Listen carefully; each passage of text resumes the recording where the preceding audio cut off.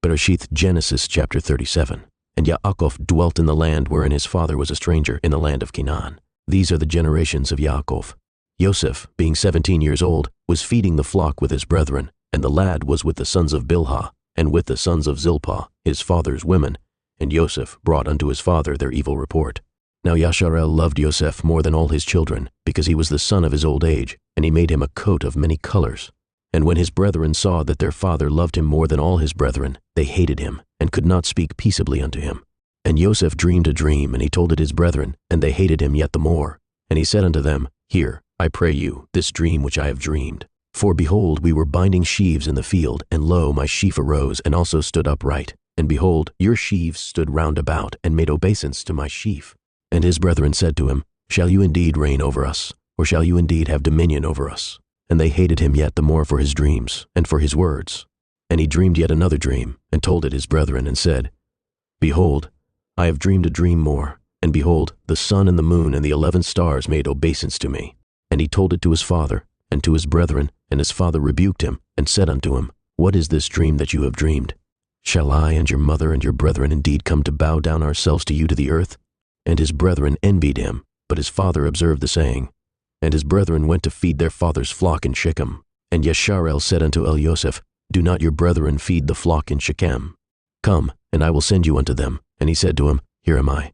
And he said to him, Go, I pray you, see whether it be well with your brethren, and well with the flocks, and bring me word again. So he sent him out of the valley of Chevron, and he came to Shechem. And a certain man found him, and behold, he was wandering in the field. And the man asked him, saying, What do you seek? And he said, I seek my brethren. Tell me, I pray you, where they feed their flocks. And the man said, They are departed hence, for I heard them say, Let us go to Dothan. And Joseph went after his brethren, and found them in Dothan. And when they saw him afar off, even before he came near unto them, they conspired against him to slay him.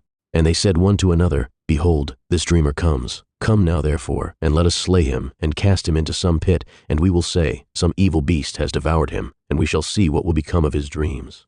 And Reuben heard it, and he delivered him out of their hands, and said, Let us not kill him. And Reuben said unto them, Shed no blood, but cast him into this pit that is in the wilderness, and lay no hand upon him, that he might rid him out of their hands, to deliver him to his father again. And it came to pass, when Joseph was come unto his brethren, that they stripped Joseph out of his coat of many colors that was on him. And they took him and cast him into a pit, and the pit was empty. There was no water in it.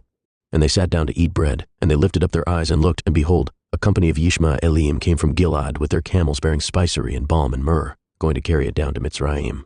And Yehudah said unto his brethren, What profit is it if we slay our brother and conceal his blood?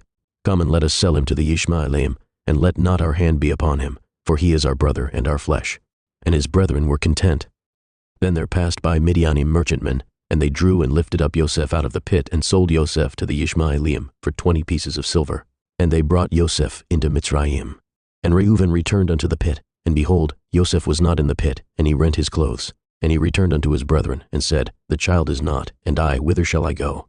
And they took Joseph's coat, and killed the kid of the goats, and dipped the coat in the blood, and they sent the coat of many colors. And they brought it to their father, and said, This have we found, know now whether it be your son's coat or no.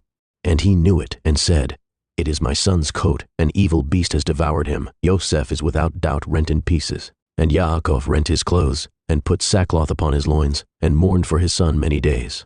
And all his sons and all his daughters rose up to comfort him, but he refused to be comforted. And he said, For I will go down into Sheol unto my son mourning. Thus his father wept for him. And the Midianim sold him into Mitzrayim unto Potiphar, an officer of Pharaoh's and captain of the guard.